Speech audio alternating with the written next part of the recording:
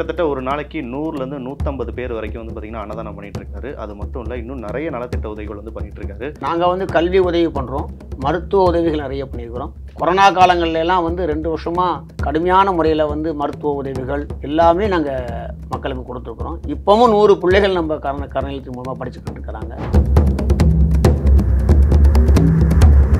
ஒருத்தருக்கு கல்வியை கொடுக்கறது வந்து பார்த்தீங்கன்னா அது இன்னும் பெரிய புண்ணியத்தை கொடுக்கும். ஏன்னா அந்த கல்வி வந்து அவங்களோட வாழ்க்கையை வந்து மாற்றும். ஸோ இந்த உதவி நீங்கள் எப்படி பார்க்குறீங்க, கல்வியை ஒருத்தருக்கு கொடுக்குறது? கல்வியை வந்து கல்விங்கிறது பெருஞ்சொல்லும் இல்லையா?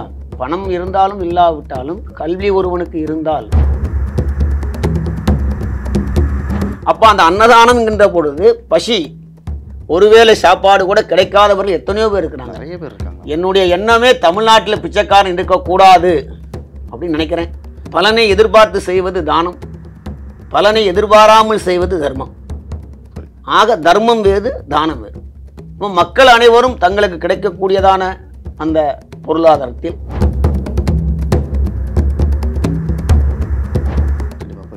சிக்கல்கள்னு சொன்னீங்க, என்ன மாதிரியான சிக்கல்லாம் வருது இந்த மாதிரி உதவி செய்யும் போது? அது நிறைய வருங்க. அரசியல் தலையீடுகள் இருக்கு நிறைய. அதை வந்து சொல்லவே முடியாது. மறைமுகமான எதிரிகள் நிறைய. ரிஃப்ளெக்ட் நேயர்களுக்கு வணக்கம். இன்னைக்கு நம்ம கூட இணைஞ்சிருக்கிறத பற்றி சொன்னால் நிறைய விஷயங்கள் சொல்லிட்டே போகலாம். முதல் விஷயம் அன்னதானம். கிட்டத்தட்ட ஒரு நாளைக்கு 100லேருந்து 150 பேர் வரைக்கும் வந்து பார்த்திங்கன்னா அன்னதானம் பண்ணிட்டு இருக்காரு. அது மட்டும் இல்லை, இன்னும் நிறைய நலத்திட்ட உதவிகள் வந்து பண்ணிட்டு இருக்காரு. ஸோ இன்னைக்கு நம்ம கூட இணைஞ்சிருக்கிறது காமாட்சி கருணை இல்லத்திலேருந்து அதனுடைய நிறுவனர் SHS சுவாமிநாத ஐயர் தான் இணைஞ்சிருக்காரு. வணக்கம். வணக்கம், நமஸ்காரம். காமாட்சி கருணை இல்லம் இது எத்தனை வருஷமாக ரன் பண்ணிட்டு இருக்கீங்க? இது 2007 இந்த காமாட்சி கருணை இல்லத்தை நாங்கள் நடத்தி கொண்டு வருகிறோம். சரிங்க. கிட்டத்தட்ட 17 வருஷமாக நடந்து கொண்டிருக்கிறோம். சரிங்க. இப்போது இவ்வளோ பெரிய ஒரு விஷயம் வந்து பண்ணுறதுக்கு வந்து ஏதோ ஒரு ஊக்கம் நமக்கு கண்டிப்பாக தேவைப்படும்.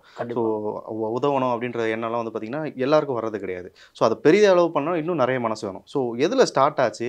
ஸோ எப்படி வந்து இதை விஷயங்களை நீங்கள் ஆரம்பிச்சிங்க? அதாவது நான் வந்து 2007 ஸ்ரீ காமாட்சி கருணை இல்லத்தை நடத்தணும்னு முடிவு பண்ணி, முறைப்படி அதை பிரதிஷ்டை பண்ணி ரெஜிஸ்ட்ரேஷன் பண்ணி அந்த காரியத்தை நடத்திட்டு இருக்கிறேன். நான் நிறைய நலத்திட்ட உதவிகள் நிறைய செய்து கொண்டிருக்கிறோம். எங்களுடைய பயனாளிகள் அத்தனை பேரும் கிட்டத்தட்ட ஒரு 1500 பயனாளிகள் இருக்கிறாங்க. எல்லாரும் நல்ல நிலைமைக்கு வரணும், வாழ்க்கையில் ஒரு பெரிய லட்சியத்தை அடையணும் என்பதற்காக கடுமையான போராட்டங்கள் போராடி மாபெரும் வெற்றி அடைஞ்சிருக்கிறோம். கண்டிப்பாக. இப்போது உங்களை பற்றி நான் கேட்கும்போது சொன்ன விஷயம் வந்து பார்த்திங்கன்னா, ஒரு நாளைக்கு 100லேருந்து 150 பேர் வரைக்கும் நீங்கள் வந்து அதுக்கு மேலே வந்து அன்னதானம் பண்ணிகிட்டு இருக்கீங்க அப்படின்னு சொன்னாங்க. ஸோ அது மட்டும் இல்லாமல் எந்த மாதிரியான நலத்திட்டங்கள்லாம் வந்து காமாட்சி கருணை இல்லம் மூலமாக வந்து நீங்கள் பண்ணிட்டு இருக்கீங்க? நாங்கள் வந்து கல்வி உதவி பண்ணுறோம். சரிங்க. மருத்துவ உதவிகள் நிறைய பண்ணியிருக்கிறோம். கொரோனா காலங்கள்லாம் வந்து 2 வருஷமாக கடுமையான முறையில் வந்து மருத்துவ உதவிகள் எல்லாமே நாங்கள் மக்களுக்கு கொடுத்துருக்குறோம். இப்போவும் 100 பிள்ளைகள் நம்ம கருணையத்தின் மூலமாக படிச்சுக்கிட்டு இருக்கிறாங்க. சரிங்கய்யா. நிறைய உதவிகள் பண்ணுறோம், திருமணங்கள் பண்ணி வைக்கிறோம்.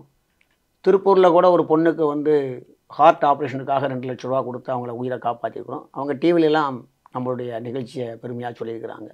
புரியுது. இப்போ வந்து ஒருத்தருக்கு சாப்பாடு போடுறது ஒரு விஷயம் வந்து அவரோட பசி ஆத்துறது வந்து சரியாக ரொம்ப பெரிய புண்ணியம் அப்படின்னாலும், ஒருத்தருக்கு கல்வியை கொடுக்கறது வந்து பார்த்திங்கன்னா அது இன்னும் பெரிய புண்ணியத்தை கொடுக்கும். ஏன்னா அந்த கல்வி வந்து அவங்களோட வாழ்க்கையை வந்து மாற்றும், அவங்களோட குடும்பத்தோட வாழ்க்கையை வந்து மாற்றிடும். ஸோ இந்த உதவி நீங்கள் எப்படி பார்க்குறீங்க, கல்வியை ஒருத்தருக்கு கொடுக்குறது? கல்வியை வந்து கல்விங்கிறது பெருஞ்சொல்லும் இல்லையா? பணம் இருந்தாலும் இல்லாவிட்டாலும் கல்வி ஒருவனுக்கு இருந்தால் அந்த கல்வியின் மூலமாக நாம் மாபெரும் வெற்றியை அடைய முடியும் என்பது நமக்கு உண்டான ஒரு திண்ணமான ஒரு முடிவு. இப்போ வந்து இவ்வளோ நலத்திட்ட உதவிகள் வந்து செஞ்சுக்கிட்டு இருக்கீங்க. ஸோ இதுக்கெல்லாம் வந்து நமக்கு மூலதனம்னு ஒன்று தேவைப்படும். ஸோ எப்படி இந்த மூலதனத்தை வந்து திரட்டுறீங்க? இதுக்கு இப்போ நாம் வந்து எல்லாமே மக்களுடைய 1500 மக்களுடைய இதை வச்சு நம்ம ட்ரேடிங், ஓகே, ஃபாரினில் வந்து ட்ரேடிங் வியாபாரம் செய்து சரி அதன் மூலமாக இந்த பணங்களை இயக்கி மக்களுக்காக 1500 பயனாளிகள் பயன்பெற வேண்டும் என்பதற்காக இந்த மாபெரும் வெற்றியை நாங்கள் அடைஞ்சிருக்கிறோம். கண்டிப்பாக. முழுக்க இவங்களுக்காக மட்டும்தான் இந்த விஷயம். ஆமாம், இவங்களுக்காகவே அந்த வேலைகளை பார்த்துருக்குறோம், அதில் ஜெயிக்கவும் செஞ்சுருக்கிறோம். கண்டிப்பாக. இப்போ வந்து ஃபாரின்லேருந்து ஃபண்டு கிரியேட் பண்ணுறதா இருந்தாலும் இந்த மாதிரி விஷயங்கள் வந்து பார்த்திங்கன்னா இந்தியாவில் நிறைய ரெஸ்ட்ரிக்ஷன்ஸ்லாம் இருக்குது. சரிங்களா? அதை வந்து நம்ம ஈஸியாக கொண்டு வர முடியாது. ஸோ இதெல்லாம் வந்து எப்படி நீங்கள் ஃபேஸ் பண்ணுறீங்க? இதை எப்படி முறைப்படி நடக்கும்? இதை முறைப்படுத்துகிறோம். சரி, இதை வந்து foreign contribution regulation act, okay, foreign exchange management act பிரகாரம் இதை முறைப்படுத்தப்பட்டு அதற்கு உண்டான ஆவணங்கள் சமர்ப்பிக்கப்பட்டு அதன் மூலமாக நாம் வந்து அது மக்களுக்காக கொண்டு வந்து அது அந்த நலத்திட்ட உதவிகளை நாம் செய்ய போகிறோம். கண்டிப்பாக. இப்போது ஏழ்மைங்கிறது வந்து பார்த்திங்கன்னா இப்போது நம்ம நாட்டில் வந்து பெரிதளவில் இருக்குதுன்னு சொல்லலாம். நிறைய பேர், அதாவது எல்லாருமே ஏழையாக இருப்பாங்களான்னு சொல்ல முடியாது. ஆனால் ஒருத்தர் வந்து நல்லா இருக்காங்கன்னா, இப்போ எனக்கு பிரச்சனை இருக்குன்னா எனக்கு கீழே இன்னொருத்தன் கண்டிப்பாக இருப்பான். என்னோட பிரச்சனை அதிகமாக இருக்கவன் இருப்பான், அவனுக்கு கீழே இன்னொருத்தன் இருப்பான்.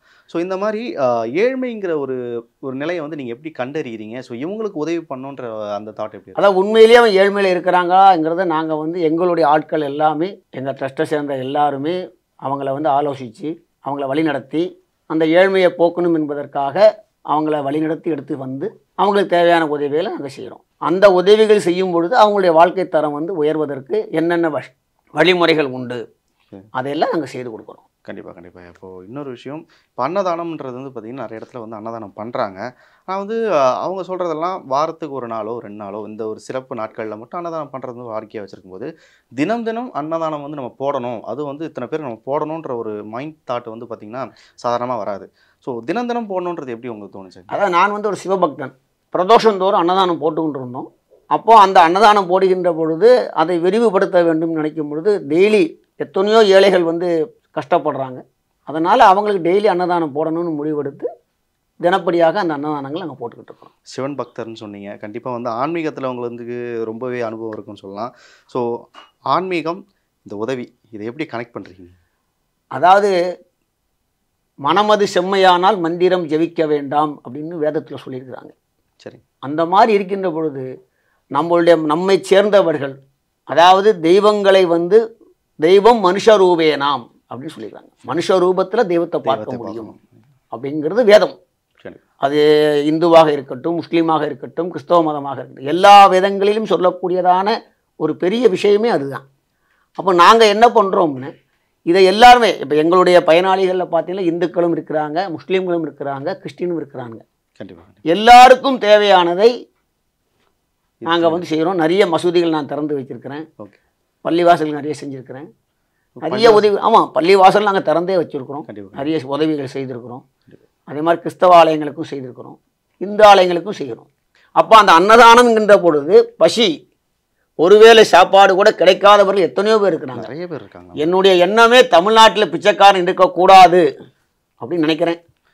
இந்த பொருளாதாரம் எனக்கு இந்த வெற்றி கிடைச்சிருக்கனால இதன் மூலமாக நான் மக்களுக்கு உண்டான வேலைகளை செய்வதோடு மட்டுமல்லாமல் தமிழ்நாட்டில் பிச்சைக்காரர்கள் இருக்கக்கூடாது என்பதில் எங்கெல்லாம் இருக்கிறாங்களோ அவங்களையெல்லாம் எங்கள் கருணை இல்லத்துக்கு தூக்கிட்டு வந்து அவங்கள பாதுகாத்து அவங்களுக்கு தேவையானதை செய்து கொடுக்கணும் அப்படிங்கிறது என்னுடைய எண்ணம். கண்டிப்பாக. இப்போ இவ்வளோ வருஷமாக வந்து செஞ்சுக்கிட்டு இருக்கீங்க. ஸோ ஆரம்ப கட்டத்தில் வந்து பார்த்திங்கன்னா நிறைய ஏழைகள் இருந்திருப்பாங்க, வந்து நீங்கள் நிறைய பார்த்துருப்பீங்க, தொடர்ந்து உதவிகள்லாம் செஞ்சுட்டு இருந்திருப்பீங்க. இத்தனை வருஷம் தொடர்ந்து வந்தாச்சு. ஸோ அது எல்லாமே குறைஞ்சிருக்குன்னு நினைக்கிறீங்களா, இல்லை வந்து இன்னும் நம்ம மாற்ற வேண்டியது நிறைய இருக்குது? நிறைய மாற்ற வேண்டியிருக்கு, மாற்றங்கள் நிறைய இருக்குது. கண்டிப்பாக கண்டிப்பாக நிறைய மாற்றங்கள் இருக்குது. இப்போ இருக்கிற சூழ்நிலையில் நீங்கள் கண்ணால் பார்க்குற வரைக்கும் இந்தந்த விஷயங்கள்லாம் வந்து கண்டிப்பாக மாறினா மனிதர்களுக்குள்ளே வந்து பார்த்திங்கன்னா ஒரு நல்லிணக்கமும் சரி, அவங்களோட ஒரு ஒற்றுமையும் வந்து இன்னும் மேம்படும் அப்படின்னா என்ன விஷயங்கள்லாம் கண்டிப்பாக மாறணும்னு நீங்கள் நினைக்கிறீங்க? அதாவது பொதுவாக வந்து பொறாமை குணங்கள் வந்து இருக்கக்கூடாது. எல்லோருக்கும் தானங்கள் செய்ய வேண்டும். தானம் வேறு, தர்மம் வேறு. கண்டிப்பாக. பலனை எதிர்பார்த்து செய்வது தானம், பலனை எதிர்பாராமல் செய்வது தர்மம். ஆக தர்மம் வேறு, தானம் வேறு. மக்கள் அனைவரும் தங்களுக்கு கிடைக்கக்கூடியதான அந்த பொருளாதாரத்தில் ஓரளவேனும் பாவப்பட்ட மக்களுக்கு எத்தனையோ பேர் இருக்கிறாங்க, அவங்களுக்கு உதவி செய்தால் அந்த ஜெனரேஷன், இந்த வருங்கால ஜெனரேஷன், படிப்பு இல்லாதவங்க எத்தனையோ பேர் இருக்கிறாங்க, உதவி இல்லாமல் எத்தனையோ பேர் இருக்கிறாங்க, அவங்களெல்லாம் படிக்க வச்சு அவங்க முன்னுக்கு வருகின்ற பொழுது அந்த குலம், அந்த செல்வம், கல்வி செல்வம் வந்து நமக்கு பெரிய உதவியை செய்யும் நாட்டுக்கு. கண்டிப்பாக செய்யும் நாட்டுக்கு. அதனால் இளைஞர்கள் முன்னுக்கு வரணும், நிறைய தர்மங்கள் செய்து இல்லாதவங்களுக்கு, இருக்கிறவங்க இல்லாதவங்களுக்கு கொடுக்கணும். கண்டிப்பாக அது செய்தாலே போதும், நம்ம தமிழ்நாட்டில் வந்து நாம் பெரிய அளவுக்கு நாம் முன்னுக்கு வர முடியும். கண்டிப்பாக. இப்போது நான் பர்சனலாக நான் சொல்கிறது வந்து பார்த்திங்கன்னா, நான் நிறைய மனுஷங்களை பார்க்குறேன். அப்படின்றப்போ இப்போ இருக்கிற காலகட்டத்தில் நிறைய மனுஷங்களுக்கு இந்த சுயநலங்கிற எண்ணம் வந்து பார்த்திங்கன்னா நிறையவே நிறைஞ்சிருச்சுன்னு சொல்லலாம். இப்போ நீங்கள் சொன்னீங்க, நம்ம ஈட்டுறதுலேருந்து கொஞ்சமாச்சும் வந்து தானமாகவோ தர்மமாகவோ கொடுத்தா அது வந்து அடுத்தவங்களுக்கு நன்மை பயக்கும். இப்போ இருக்கிற நிறைய பேருக்கு அப்படி ஒரு எண்ணம் இருக்கான்னு கேட்டால் கிடையாது. ஏன்னா வந்து வேகமாக ஓடிக்கிட்டே இருக்காங்க, இப்போ இருக்கிற காலகட்டத்தில் ஓடிட்டே இருக்காங்க. ஸோ உங்களுக்கு எப்படி அந்த மனப்பாங்க வந்து இப்போ உங்களை மாதிரி ஆட்களை பார்க்கும்போது நம்ம இப்படி இருக்கோம், ஆனால் வந்து அவங்க வந்து முழுக்க முழுக்க இதுக்காக அவங்க வாழ்க்கையை வந்து பார்த்திங்கன்னா அர்ப்பணிச்சு அது மட்டுமே செஞ்சுக்கிட்டு இருக்காங்க. ஸோ இது வந்து இந்த உதவிங்கிறது ஒரு போதை மாதிரி உங்களுக்கு அப்படியே? ஆமாங்க, எனக்கு சின்ன வயசுலேருந்து தர்மங்கள் நிறைய செய்யணும். யார் எது கேட்டாலும் அவங்களுக்கு கொடுக்கணும். உதவி செய்யணுங்கிற மனப்பான்மை எனக்கு சிறு வயதிலிருந்தே உண்டு. கண்டிப்பாக. அதற்கு நான் வந்து எனக்கு அதுக்கு சரியான ஒரு இது இல்லை. அதுக்கு 2007 ஆண்டவனாக கொடுத்தது தான் ஸ்ரீ காமாட்சி கருணை இல்லம். கண்டிப்பாக. அதுக்கு முறைப்படி ரிஜிஸ்ட்ரேஷன் பண்ணியிருக்கோம், இன்கம் டேக்ஸ் கட்டுறோம், முறைப்படி வந்து நாங்கள் ஆடிட்டிங் பை பண்ணுறோம். கண்டிப்பாக கண்டிப்பாக. இப்போது இவ்வளோ பண்ணுறீங்க. ஸோ இதுக்கு எல்லாத்துக்கும் வந்து பார்த்தீங்கன்னா எல்லாருக்கும் ஒரு கோல்னு ஒன்று இருக்கும். இதை நம்ம எப்படியாவது இதை அடைஞ்சிடணும், இதையாச்சும் நம்ம மாற்றிடணுன்ற ஒரு கோல் இருக்கும். ஸோ காமாட்சி கருணை நிலையத்துக்கு அந்த மாதிரி ஃப்யூச்சர் பிளான்ஸ் ஏதாச்சும் இருக்குங்களா? கண்டிப்பாங்கய்யா. எல்லா இடங்களிலும் ஸ்ரீ காமாட்சி கருணை நிலையத்தின் சார்பாக நிறுவனம் நிறுவப்பட வேண்டும். எல்லா இடங்களிலும் காமாட்சி கருணை நிலையத்தின் சார்பாக ஒரு நிறுவனம் நிறுவப்பட வேண்டும். அங்கங்கு ஆட்களை போட்டு அவங்களுக்கு தேவையான பணங்களை டெபாசிட் செய்து அதில் வரக்கூடிய வட்டி பணங்களை வைத்து அந்த காமாட்சி கருணை நிலையத்திற்கு வரக்கூடிய அன்பர்களுக்கு நல்லது செய்ய வேண்டும். கல்வி உதவியாகட்டும், திருமண உதவியாகட்டும், மருத்துவ உதவியாகட்டும், அவங்களுடைய அந்திம காலத்தை கூட எங்கள்கிட்ட கழிக்கலாம். கண்டிப்பாக. அது எந்த மதத்தை சேர்ந்தவர்களாக இருந்தாலும் அவர்கள் எங்களிடத்திலே வந்து தங்கியிருந்து எங்களுக்கு தேவையானதை அவர்கள் எங்களுக்கு இருந்தால் நாங்கள் அவர்களுக்கு தேவையானதை செய்து கொடுக்க எங்களால் முடியும். கண்டிப்பாக கண்டிப்பாக புரியுது. இப்போது எந்த ஊரை வந்து பேஸ் பண்ணி நீங்கள் வந்து இப்போ எல்லாம் பண்ணிகிட்டு இருக்கீங்க? நாங்கள் முதல்ல இருந்தது மதுரை. சரிங்க. இப்போ வந்து சென்னையில் வந்துட்டோம். ஆனால் மதுரை தான் நமக்கு பிரதானமாக வச்சுருக்கிறோம். சரிங்க. இப்போ எல்லா இடமும் மதுரை, திருச்சி, சென்னை எல்லா இடங்கள்லுமே முக்கியமான ஒரு 6-7 நகரங்களில் இந்த காமாட்சி கருணை இல்லத்தை கொண்டு போகணும். கண்டிப்பாக. இப்போது உங்களோட இந்த நோக்கமே வந்து தமிழ்நாடு ஃபுல்லாக. ஆமாம், தமிழ்நாடு ஃபுல்லாக காமாட்சி கருணை இல்லம் இயங்கணும், மக்களுக்கு தேவையான செய்யணும். இதை கண்டிப்பாக அடைஞ்சே ஆகும். கண்டிப்பாக அடைஞ்சே ஆகும். அது இப்போது நிறைய பேருக்கு வந்து இப்படி ஒரு அமைப்பு இருக்குன்றது வந்து பார்த்திங்கன்னா தெரியாது. ஸோ நிறைய பேர் வந்து கஷ்டத்துலையும் இருக்காங்க. நம்ம அன்றாட வாழ்க்கையில் பார்க்குறோன்றப்போ இப்போ உங்களை வந்து அப்ரோச் பண்ணணும் அப்படின்னா எப்படி வந்து அணுகலாம் உங்களை? இல்லை, எனக்கு வந்து ஆல்ரெடி எனக்கு வந்து வெப்சைட் இருக்குது காமாட்சி கருணை. அது வந்து ஏகப்பட்ட பேர்களுக்கு வந்து நம்மளுடைய காமாட்சி கருணை வந்து நன்றாக தெரியும். சரி. தெரிஞ்சவங்க வந்து எங்கள் மூலமாக வந்து தாராளமாக உதவி கேட்கலாம். மற்றவர்களும் அந்த காமாட்சி கருணை சார்பாக வந்து உதவி கேட்கலாம், தாராளமாக செய்யலாம். அவங்க எப்போ வேணாலும் எங்களை அணுகலாம். 7708882654 அந்த நம்பரில் வந்து எப்போ வேணால் கான்டாக்ட் பண்ணாலும் அழைக்கலாம். அந்த வாட்ஸ்அப்பில் அவங்களுக்கு மெசேஜ் போட்டானுங்க. உண்மையிலேயே அவங்க ஏழ்மையில் இருந்தால் அவர்களுக்கு தேவையானதை நாங்கள் செய்து கொடுக்க தயாராக இருக்கிறோம். இப்போ வந்து பார்த்திங்கன்னா இப்போ இந்த சேரிட்டி இதிலலாம் வந்து பார்க்கும்போது மக்கள் வெளியே இருந்து பார்க்கும்போது தோணும், ஸோ இதில் நிறைய உதவிகள் செய்கிறது வந்து பார்த்திங்கன்னா சேரிட்டி மூலிமா பணங்கள் வரும் அப்படின்னு சொல்லுவாங்க. ஸோ இதில் வர பொருளாதாரம் வந்து பார்த்திங்கன்னா லீகலாக தான் எல்லாமே நடக்குதுங்களா? ஆக்சுவலாக அது அந்த சந்தேகம் வந்து அதாவது வந்து நிறைய நிறுவனங்கள் வந்து பணத்தை வந்து பணம் வந்து வசூலிக்கப்பட்டு அதை ட்ரேடிங்கில் கொண்டு போய் அதன் மூலமாக மக்களுக்கு நல்லது செய்யணுங்கிறதுல வந்து நிறைய பேருக்கு வந்து எண்ணங்கள் இருக்கிறது. சில சிக்கல்களும் இருக்குது. அதில் இல்லாத சிக்கலே கிடையாது. இப்போ நாங்கள்லாம் வந்து ஒரு 17 வருஷமாக கடுமையான போராட்டங்கள் போராடி தான் இந்த வெற்றியை நாங்கள் அடைந்திருக்கின்றோம். கண்டிப்பாக. அதனால் அந்த சட்ட சிக்கல்கள் நிறைய இருக்கத்தான் செய்யுது. புரியுது. அந்த வகையில் அதை நாம் சரி செய்து மக்களுக்கு சேர வேண்டியதை முறைப்படி கொண்டு சேர்க்கணும் என்பதற்காக பாடுபட்டு அதை முறைப்படியாக கொண்டு சேர்க்கின்றோம். கண்டிப்பாக புரியுது. அப்போது சிக்கல்கள்னு சொன்னீங்க, என்ன மாதிரியான சிக்கல்லாம் வருது இது மாதிரி உதவி செய்யும்போது? அது நிறைய வருங்க. அரசியல் தலையீடுகள் இருக்குது, நிறைய அரசியல் தடைகள் இருக்குது, சமூக விரோதிகள் நிறைய ஐட்டங்கள் இருக்குது. புரியுது. நிறைய விஷயங்கள் இருக்குது. அதை வந்து சொல்லவே முடியாது. மறைமுகமான எதிரிகள் நிறைய. புரியுது. அதாவது ஒரு மனிதனை நேருக்கு நேர் மோதிட்டா எந்த பிரச்சனையுமே இல்லை அப்படின்ற ஒரு கண்டிஷன். ஓகே. ஆனால் மறைமுகமான எதிரிகள் நிறைய இருக்கிறாங்க. இவர் வளரக்கூடாது, சுவாமிநாதையரை அழிக்கணும்னு சொல்லி ஒரு ஒரு குரூப்பே வேலை செய்யுது. இது எனக்கு அதுதான் புரியல. இப்போ காமாட்சி கருணை அழிக்கணுங்கிறதுல ஒரு குரூப் வேலை செஞ்சுட்டு தான் இருக்குது. இல்லை, இப்போ உங்களை வந்து நிறுத்துறது மூலியமாக வந்து பல மக்களோட சாப்பாடையும் நிறுத்துறதுக்கான சமம் தான். ஸோ இதெல்லாம் வந்து பாவத்தில் தான் போய் சேருமே. ஸோ இது ஏன் இப்படி பண்ணுறாங்கன்றது எனக்கு அது நிறைய நடக்குது. அதாவது இதை வந்து நம்ம ஒன்றும் இது காரணம் வந்து என்னால் தன்னால் முடியலைங்கிற இயலாமை தான். நான் என்ன சொல்கிறேன்னா, உன்னால் 10 பைசா உதவி பண்ண முடியவில்லை, உதவி செய்பவர்களை கெடுக்காதே. கண்டிப்பாக. அதைத்தான் நாங்கள் சொல்கிறோம். கண்டிப்பாக புரியுது. இப்போது நிறைய மக்கள் நீங்கள் வந்து பார்த்துருப்பீங்க. ஸோ வந்து நீங்கள் உதவி செய்கிறதுக்கு ஒரு வழி வச்சுருக்கீங்க. ஸோ இப்படி உதவி செஞ்சால் வந்து பெரிதளவில் செய்யலாம் அந்த விஷயத்தை வந்து நம்ம 4 பேருக்கு செய்கிறத 40,000 பேருக்கு செய்யலான்ற ஒரு எண்ணம் வந்து உங்ககிட்ட இருக்குது. ஸோ மக்கள்கிட்ட வந்து இந்த விஷயம் வந்து எப்படி போய் நீங்கள் சேரணும்னு நினைக்கிறீங்க? இந்த உதவி மனப்பான்மை வந்து மக்கள்கிட்ட எப்படி இருக்கணும்னு நினைக்கிறீங்க? மக்கள்கிட்ட வந்து இருக்குது. மக்கள்கிட்ட வந்து உதவி செய்யக்கூடிய மனப்பான்மை மக்களிடம் கண்டிப்பாக இருக்கிறது. அது இல்லை என்பதை சொல்லவே முடியாது. அதை வந்து சரிப்படுத்த மாட்டேங்கிறாங்க. சரிப்படுத்தி கொண்டு வரணும்.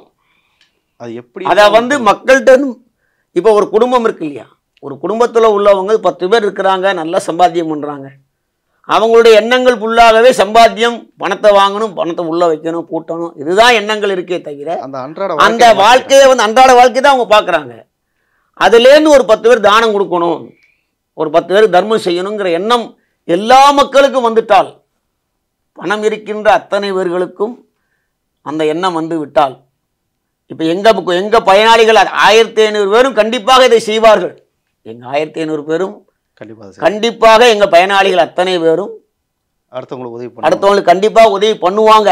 நான் பண்ணணுங்கிறத சொல்லியிருக்கிறேன், நான் தெளிவாக சொல்லியிருக்கிறேன் மக்கள்கிட்ட. மக்கள் கண்டிப்பாக செய்வாங்க. கண்டிப்பாக. இப்போது ஒரு விஷயம் வந்து நீங்கள் சொன்னீங்க வந்து இந்த மனப்பாங்கு வந்து கண்டிப்பாக வரணும் அப்படின்னு சொன்னீங்க. நீங்கள் உதவி பண்ணும்போது உங்களுக்கு ஒரு பலன் கிடச்சிருக்கும் சரிங்களா? ஒரு மன நிம்மதியாக இருக்கட்டும், அந்த ஒரு ஆத்ம திருப்தி கிடச்சிருக்கும். ஸோ அந்த விஷயம் வந்து மக்களுக்கு புரியாமல் தான் இதெல்லாம் பண்ணிட்டு இருக்காங்கன்னு நினைக்கிறீங்களா? உதவி பண்ணுறதா நமக்கு என்ன கிடைக்கும்னு நினைக்கிறீங்க அந்த விஷயம்? ஐயா, உதவி கண்டிப்பாக எந்த ரூபத்திலேயாவது இப்போ நிறைய நடந்திருக்கு. அதுக்கு நான் வந்து நிறைய உதாரணங்கள் சொல்ல முடியும் என்னால். இப்போ நான் கொரோனா காலங்களில் வந்து பார்த்தீங்கன்னா யாருமே வெளியில் போக முடியாத ஒரு கண்டிஷனில் எல்லாரும் ஸ்தம்பிச்சிருக்கக்கூடிய நேரங்களில் நாங்கள் வந்து காவல்துறை அதிகாரிகள் கடுமையாக போராடினாங்க. அந்த காவல்துறை அதிகாரிகள் அத்தனை பேர்களுக்கும் நாங்கள் காலை மதியம் இரவு கொண்டு போய் அவங்களுக்கு தேவையான உணவுகளை கொடுத்துருக்குறோம். அது டிவியில் ஃபோட்டோஸ் எல்லாமே இருக்குது, ஆதாரங்கள் இருக்குது, அவ்வளோத்துக்கு ஆதாரங்கள் இருக்குது, கொடுத்துருக்கோம். உதவிகள் நிறைய செஞ்சுருக்கிறோம். அதே மாதிரி இந்த பூகம்ப நேரத்தில் வேளாங்கண்ணியில் ஒரு சுனாமி காலங்களில் அங்கே போய் இருந்து 15 நாட்கள் நாங்கள் சமைச்சு அன்னதானம் போட்டிருக்கிறோம். நிறைய அவங்களோட இருந்து அந்த பிரேதங்களை எடுத்து நாங்கள் அடக்கம் பண்ணியிருக்கிறோம். அதெல்லாம் பெரிய எங்கள் காமாட்சி கருணை சார்பாக எல்லாம் செஞ்சுருக்கிறோம். இது இன்றைக்கும் நிறைய பேர்களுக்கு யார் என்ன உதவி கேட்டாலும் எங்களால் முடிஞ்சதை நாங்கள் செய்துக்கிட்டு தான் இருக்கிறோம். கண்டிப்பாக புரியுது. அப்போது காமாட்சி கருணை இல்லம் அப்படின்னு வச்சுட்டு சில பேர் வந்து ஒரு மதத்தை சார்ந்தவர்களுக்கு மட்டும் வந்து பயனளிக்கும் அப்படின்னு சில பேர் நினச்சிருக்கிறதுக்கான வாய்ப்பு இருக்குது. ஸோ இது மத சார்பு இல்லாமல் எல்லாருக்கும் வந்து இருக்குங்களா? இந்த எங்களுடைய காமாட்சி கருணை நீங்கள் இதிலேயே பார்த்தாலே தெரியும், ஹிந்து, முஸ்லீம், கிறிஸ்டின் 3 சேர்ந்த படம் தான் அதில் இருக்கும். அந்த படத்திலேயே பார்த்தாலே தெரியும் உங்களுக்கு. கண்டிப்பாக. அதான் சொன்னேன், எங்கள் மதத்தை சேர்ந்தவர்கள், முஸ்லீம் மதத்தை சேர்ந்தவர்களும் எங்களுடன் இருக்கிறார்கள், கிறிஸ்தவ மதத்தை சேர்ந்தவர்களும் இருக்கிறார்கள், இந்து மதத்தை சேர்ந்தவர்களும் இருக்கிறார்கள். கண்டிப்பாக. எங்களுக்கு எம்மதமும் சம்மதம் தான். கண்டிப்பாக. இப்போ உதாரணமாக சொல்ல வேண்டும் என்று சொன்னால், ஒரு முஸ்லீம் நண்பருக்கு வந்து ஏ பாசிட்டிவ் ரத்தம் இருக்குது, ஒரு இந்து மனிதனுக்கு ஒரு ஏ பாசிட்டிவ் ரத்தம் தேவைப்படுகிறது. அவருடைய ரத்தம் கொடுக்கின்ற பொழுது அது முஸ்லீம் என்பதற்காக அந்த ரத்தம் ஏறாமல் இருக்க போவதல்ல. இல்லை, அந்த ரத்தம் ஆட்டோமேட்டிக்காகவே இவருக்கு பயன்படும், அவர் உயிர் பிழைக்கிறதுக்கு வாய்ப்புகள் நிறைய இருக்குது. அங்கே வந்து இந்து, முஸ்லீம், கிறிஸ்டின்ங்கிற பாகுபாடு அந்த ரத்தத்துக்கு தெரியாது.